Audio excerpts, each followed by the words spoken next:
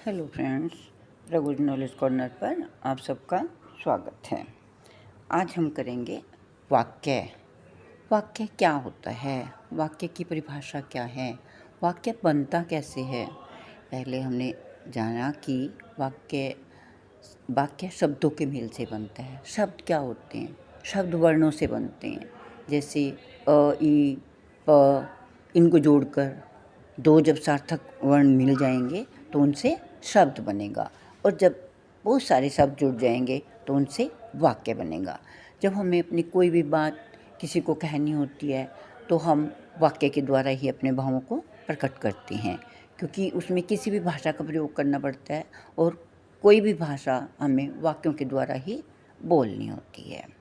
तो जैसे जो अगर हम बोलें ऐसा, इससे कुछ समझ में नहीं आएगा, लेकिन जब बहुत सारे सार्थक शब्द जुड़ जाएंगे एक ठीक ढंग से, तो व्यवस्थित ढंग से जब उनको जोड़ देंगे तो वो एक वाक्य बन जाएगा और उसका अर्थ हमें समझ में आने लगेगा।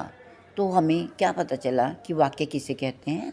तो वाक्य की परिभाषा क्या हुई कि ऐसा सार्थक शब्द समूह जो व्यवस्थित हो तथा पूरा आशय प्रकट कर सके, वह वाक्य कहलाता है।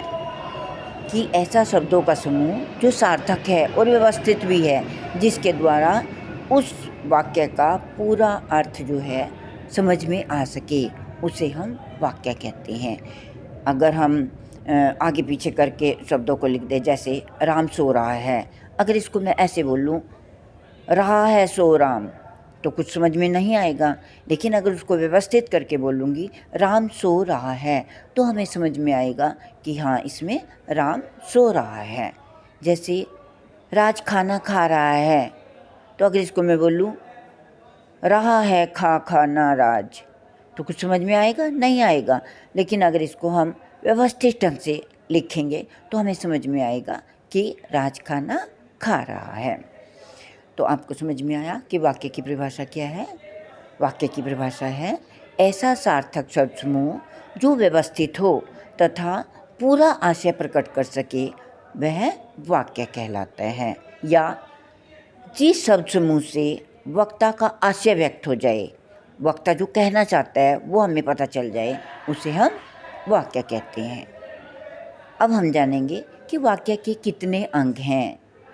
कई बच्चे क्या करते हैं, वाक्य के अंग और वाक्य के भेद दोनों में कंफ्यूज हो जाते हैं। वो सोचते हैं कि वाक्य के अंग ही वाक्य के भेद हैं। नहीं, ये दोनों अलग अलग होते हैं।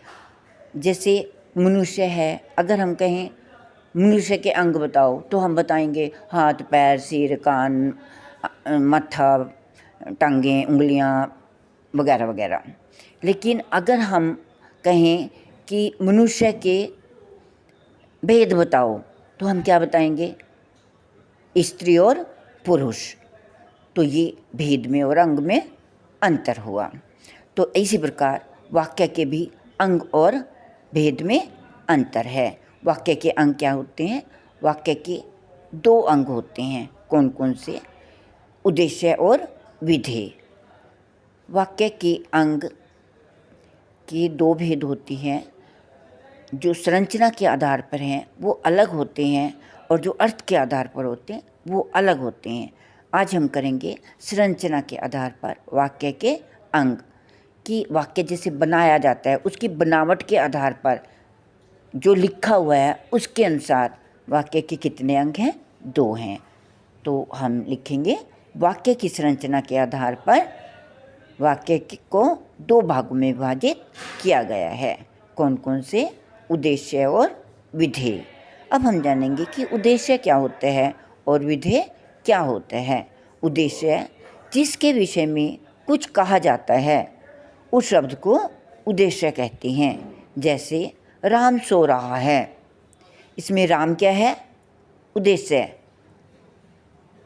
राज खाना खा रहा है, इसमें राज क्या है?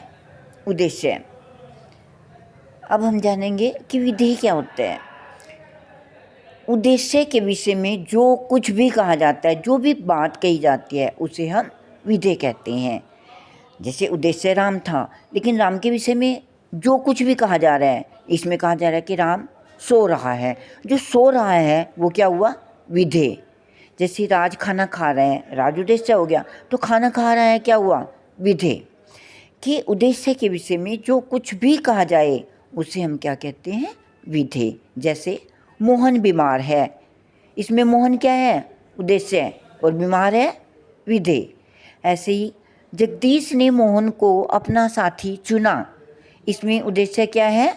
जगदीश, और विधेय क्या है? मोहन को अपना साथी चुना।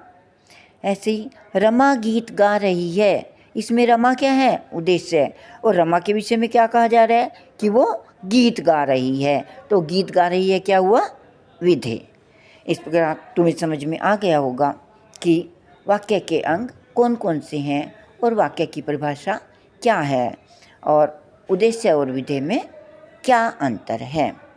धन्यवाद। आज की वीडियो में हम इतना ही करेंगे। अगर आपको मेरी वीडियो पसंद आई हो तो प्लीज़ इसे लाइक और शेयर ज़रूर कीजिएगा। धन्यवाद।